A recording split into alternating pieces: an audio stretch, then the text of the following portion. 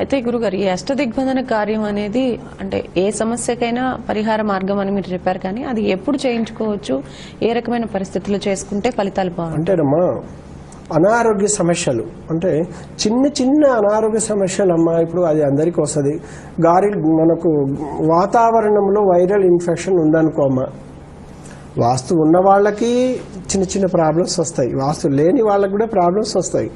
వాస్తు ఉన్న వాళ్ళు ఏం చేస్తారంటే కొంచెం దాని నుంచి తట్టుకొని నిలబడగలుగుతారు.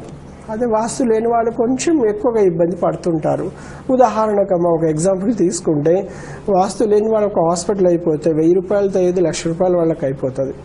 అది వాస్తు బలం ఉన్న వాళ్ళు ఏంటంటే ఆ డబ్బుని ఎక్కువ ఖర్చు కానివ్వదు, ఎందుకంటే ఆ బలం అనేది ఉంటుంది కదమ్మా, వాస్తు బలబలాలు అనేది ఉంటుంది అనమాట. అప్పుడు కుబేరుడు కూడా ఆ డబ్బుని వీలైనంత వరకు కాపాడుతూ ఉంటాడనమాట. అందుకేనమ్మా మనం ఇక్కడ వాస్తు పీడించడం వలన అనారోగ్య సమస్యలు కొన్ని వస్తుంటాయనమ్మా. పెరాలసిస్ ఉందమ్మా, అది వాస్తు పీడించడం ద్వారా కూడా రావచ్చు. ఎందుకంటే ఎన్నో బాధలు అనుభవిస్తే తప్ప పెరాలసిస్ రాదమ్మా. ఎందుకంటే ఎంత నరకం ఉంటుందో నాకు తెలుసు అది. అలాగే క్యాన్సర్ లాంటి ఒక భూతం అమ్మా, అది ఎంతోమంది దాని బారిన పడి కూడా ఎన్నో ఇబ్బందులు పడుతూ ఉన్నారమ్మా. కాకుంటే ఏంటంటే ఈ వాస్తు ఎందుకు పీడిస్తుంది వీళ్ళని మనం పరిశీలించి, క్షేత్రస్థాయిలో పరిశీలించి ఎక్కడ నుంచి ఆ ప్రాబ్లం ఉందో తెలుసుకొని ఆ దోషాన్ని నివారించగలిగితే వీళ్ళకి కొంతవరకు రిలాక్స్ అయిపోతారు, రిలీఫ్ అయిపోతారమ్మా.